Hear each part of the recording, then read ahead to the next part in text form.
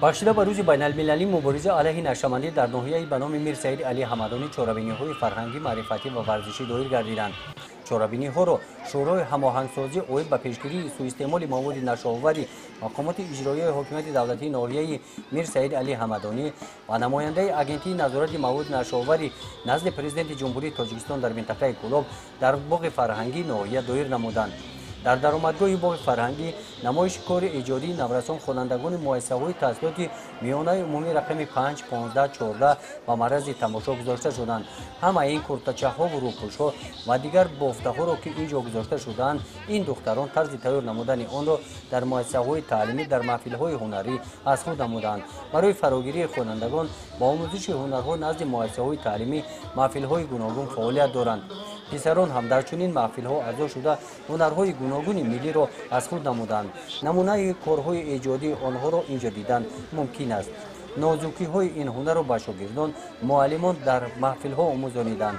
тавассути иштирок дар чунин маҳфилҳо наврасон тарзи ҳаёти солимро интихоб намуда аз зуҳуротҳои номатлуб дур мешаванд. оиди вазъи наркологӣ дар ноҳия чунин гуфтанӣ ҳастам ки нисбати солҳои гузашта солҳои 2014, 15, 16 имсол хеле бемориҳои нашамандӣ сатҳш паст шудагия дар натиҷаи фаҳмондадиҳӣ корҳои профилактикӣ дар ноҳия чорабиниҳои фарҳангӣ сатҳи дониши мардум баланд шуда истоданд, аз ин зарари марговар бохабар шуда истоданд, аз ҳамин корҳое ки ба ҷамъияти мо хос нест даст кашида истоданд.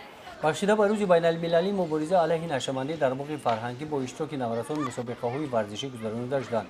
дар бозии футбол байни наврасони муассисаҳои таълимии шаҳрак бозиҳо шавқовар гузаштанд. бозии баскетбол мухлисони зиёдро ҷамъ овард.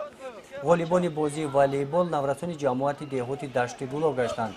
дар бозиҳои рӯи мизӣ шашка шоҳмод наврасони ҷамоати деҳоти турдиев ба гирифтани ҷойҳои ифтихорӣ мушарраф гардиданд. дар мусобиқаи гӯштингирӣ бо иштироки духтарон ҷамоати шаҳрак ғолиб омаданд. озмунҳои иншои беҳтарин, расми беҳтарин ки як ҳафта идома ёфт ҷамъбаст карда шуд. маводҳо аз ҳамаи ҷамоатҳои деҳот ба озмун пешниҳод гардида буданд. оиди мавзӯи нашамандӣ ва оқибати он саҳнача намоиш дода шуд ки ба иштирокчиёни чорабинӣ писанд омад. дар бахши саволу ҷавоб ҳамаи наврасон фаъолона иштирок намуданд. саволҳо ба мавзӯи нашамандӣ ва оқибати он ба ҳаёти инсон бахшида шуда буданд. аз рафти саволу ҷавобҳо маълум гардид ки оиди ин мавзӯъ наврасон маълумоти хуб доранд.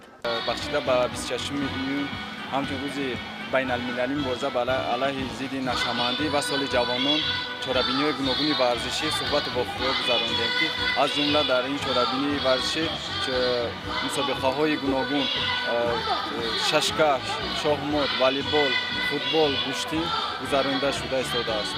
ва чуноне ки имрӯзҳо дар ноҳияи ҳамадонӣ соли 2017-ро соли ҷавонон гуфта ва ҷавонони ноҳияи Мир Саид Али Ҳамадонӣ ҳам аз эълон гаштани соли 2017 соли ҷавонон ифтихор доранд.